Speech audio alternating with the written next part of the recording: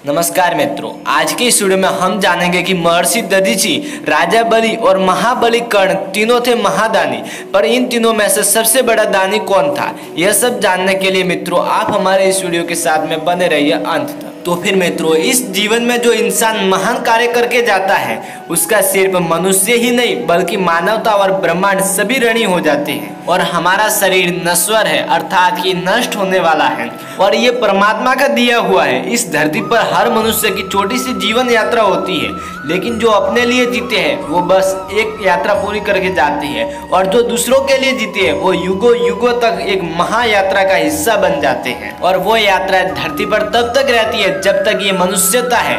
भारतवर्ष की धरती पर एक से बढ़कर एक महादानी राजा और ऋषि मुनि हुए हैं, और सबसे बड़े दानियों के रूप में राजा बलि, महर्षि दधीची और महाबली कर्ण का नाम लिया जाता है। वैसे तो मित्रों देखा जाए तो इस संसार में कोई भी दानवीर नहीं हो सकता। इस संसार में सब कुछ परमात्मा का दिया हुआ है। वह हमारी परीक्षा लेता है कि हमारी दी हुई चीजों को कितना जीव को वापस देना आता है। तो सच्चा और सबसे बड़ा दानवीर तो परमात्मा होता है, जो इस प्रकृति में प्रदत्त हर चीज हमें दे रहे हैं। भोजन से लेकर हमारी सांसों तक और पहाड़ों से लेकर नदियों तक सब कुछ परमात्मा का ही दिया हुआ है। वैसे तो हर किसी का दान अपने आप में बहुत महत्वपूर्ण होता है और किसी की तुलना नहीं करनी चाहिए, मगर इन तीनों में से तुलना की जाए तो सब अपनी अपनी जगह पर परिस्थितियों के हिसाब से सबसे बड़े दानवीर हैं। शास्त्र ये भी कहते हैं कि सबसे बड़ा दान तो ज्ञान का दान है। जो मनुष्य ज्ञान का दान करता है वह सबसे बड़ा महादान है। जब जब संसार में दानवीरों की चर्चा होती है तब राजा शिवी, हरिश्चंद्र,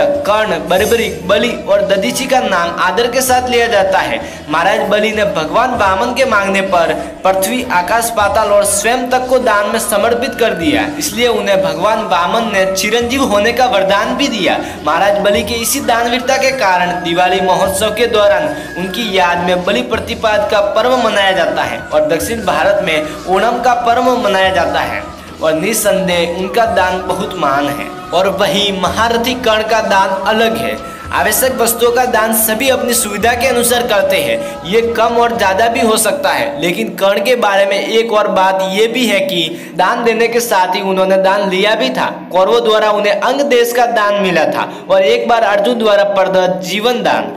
और यही कारण कर्ण को महाराज बलि और महर्षि दधीची से कमतर बनाती है। और एक सबसे बड़ी बात यह मानवता की भी है। कर्ण ने भरी राज्यसभा में एक स्त्री के साथ हुई अभद्रता और असभ्यता का विरोध नहीं किया, और न केवल उस दृश्य का हिस्सा बने बल्कि स्वयं ने भी अपने कटु शब्दों से द्रौपदी को प्रताड़ित किया। यही कारण कर्ण की महानता को कमतर बनाता है। और मित्रों, महर्षि दधीची के अतिरिक्त सभी दानदाता राजपाट के स्वामी थे और उनके पास दान करने के लिए पहले से पहले अकूत संपदा थी, किंतु दधीची महर्षि थे। संसार में सभी जीवों को अपना जीवन अति प्रिय होता है।